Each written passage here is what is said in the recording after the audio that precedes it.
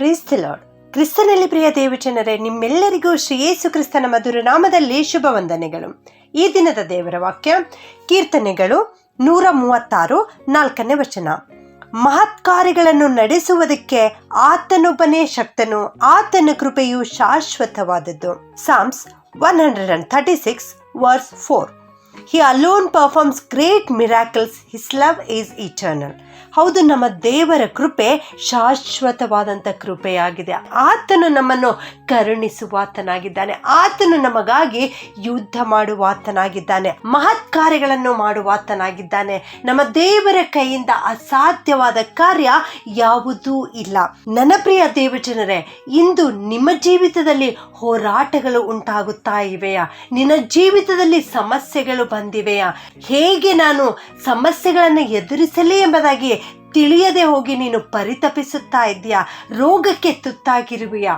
ಹಾಗಿರುವುದಾದರೆ ನೀನು ಒಂದು ಕೆಲಸ ಮಾಡು. ನಿನ್ನ ಕೈಯಲ್ಲಿರುವ ಸತ್ಯವೇದವನ್ನು ತೆಗೆದು ಓದು. ಹಳೆ ಒಡಂಬಡಿಕೆಯಲ್ಲಿ ಮತ್ತು ಹೊಸ ಒಡಂಬಡಿಕೆಯಲ್ಲಿ ನಮ್ಮ ಕರ್ತನು ಅನೇಕ ಮಹತ್ ಕಾರ್ಯಗಳನ್ನು ಮಾಡಿದ್ದಾರೆ. ಆ ಮಹತ್ ಕಾರ್ಯಗಳೆಲ್ಲವನ್ನ ನೀನು ನೆನೆಸಿ ದೇವರನ್ನು ಕೊಂಡಾಡು. ನೀನು ದೇವರಿಗೆ ಸ್ತುತಿ ಸ್ತೋತ್ರವನ್ನು ಸಲ್ಲಿಸು. ನೀನು ದೇವರಿಗೆ ಸ್ತೋತ್ರ ಸಲ್ಲಿಸುತ್ತಾ ಇದ್ದ ಹಾಗೆಯೇ ನಿನ್ನ ಸಮಸ್ಯೆಗಳೆಲ್ಲವೂ ಕೂಡ ಪರಿಹಾರವಾಗುತ್ತವೆ. ಕೀರ್ತನೆ 103 1 ಮತ್ತು 2ನೇ ವಚನಗಳಲ್ಲಿ ನಾವು ನೋಡುವ ಪ್ರಕಾರ, ನನ್ನ ಮನವೇ ಯೆಹೋವನನ್ನು ಕೊಂಡಾಡು, ನನ್ನ ಸರ್ವೇಂದ್ರಿಯಗಳೇ ಆತನ ಪವಿತ್ರ ನಾಮವನ್ನು ಕೀರ್ತಿಸಿರಿ ಎಂಬುದಾಗಿ ದಾವೀದನು ಹೇಳುವ ರೀತಿಯಲ್ಲಿ ನೀನೂ ಕೂಡ ನಿನ್ನ ಮನಸ್ಸಿಗೆ ಹೇಳು. ನೀನು ದೇವರನ್ನು ಸ್ತುತಿಸು, ದೇವರನ್ನು ಕೊಂಡಾಡು. ಆದಿಕಾಂಡ 12:17 ನಾವು ನೋಡ್ತೇವೆ, ಅಬ್ರಹಾಮನ ಹೆಂಡತಿಯ ನಿಮಿತ್ತ, ಆ ಸಾರಳ ನಿಮಿತ್ತ ಫರೋಹನ ಕುಟುಂಬದವರಿಗೆ ದೇವರು ಬಹಳ ಉಪದ್ರವಗಳನ್ನು ಉಂಟು ಮಾಡಿದನು.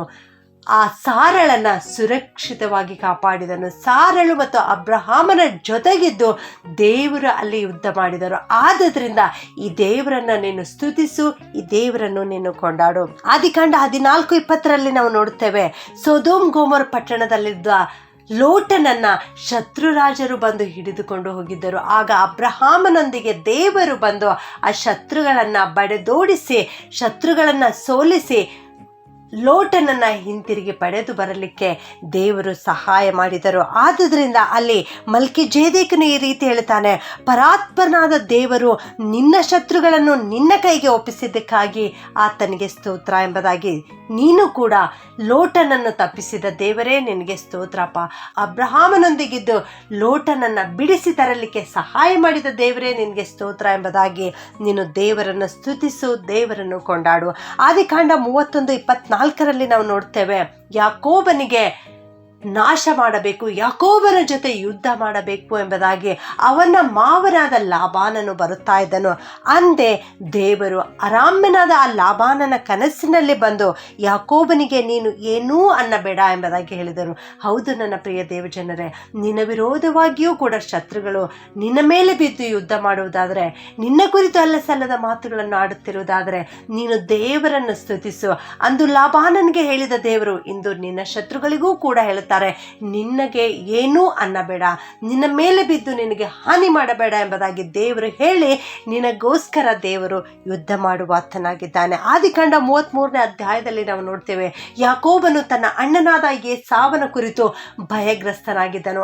ಅಣ್ಣನು ಎಲ್ಲಿ ನನ್ನ ಮೇಲೆ ಬಿದ್ದು ನನಗೆ ನಾಶ ಮಾಡುತ್ತಾನೋ, ನನ್ನ ಜೊತೆಗೆ ಯುದ್ಧ ಮಾಡುತ್ತಾನೋ ಎಂಬುದಾಗಿ ಅವನು ಭಯಗ್ರಸ್ತನಾಗಿರುವಾಗ ದೇವರು ಅಲ್ಲಿಯೂ ಕೂಡ ಬಂದು ಆ ಸಹೋದರರ ಮಧ್ಯದಲ್ಲಿ ಹಗೆತನವನ್ನು ನೀಗಿಸಿ ಪ್ರೀತಿಯನ್ನು ಉಂಟು ಮಾಡಿದರು. ಪ್ರಿಯರೇ, ಆದುದರಿಂದ ನೀನು ಕರ್ತನನ್ನು ಸ್ತುತಿಸು, ಕರ್ತನನ್ನು ಕೊಂಡಾಡು.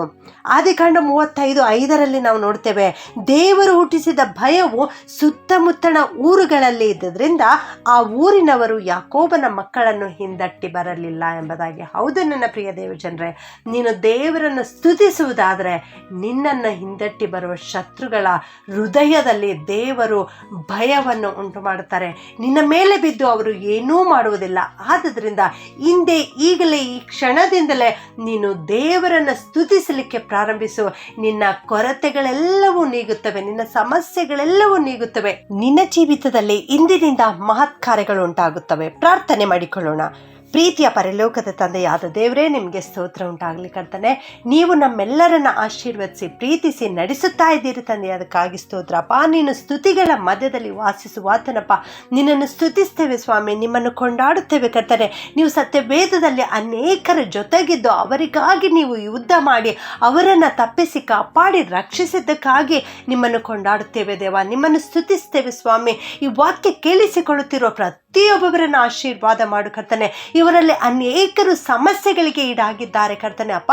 ಶತ್ರುಗಳಿಂದ ಹಿಂಸೆಗೆ ಒಳಗಾಗಿದ್ದಾರೆ, ಅನಾರೋಗ್ಯಕ್ಕೆ ತುತ್ತಾಗಿದ್ದಾರೆ, ನಿರುದ್ಯೋಗಿಗಳಾಗಿದ್ದಾರೆ ದೇವ.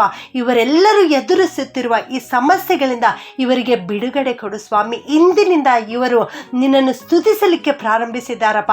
ಈ ಹೊತ್ತೇ ಹಿಂದೆ ಅವರ ಜೀವಿತದಲ್ಲಿ ಮಹತ್ ಕಾರ್ಯಗಳನ್ನು ಮಾಡಿ ಕಾಪಾಡಿ ನಡೆಸಬೇಕಾಗಿ ಯೇಸುವಿನ ನಾಮದಲ್ಲಿ ಬೇಡುತ್ತೇನೆ ತಂದೆಯೇ, ಆಮೆನ್.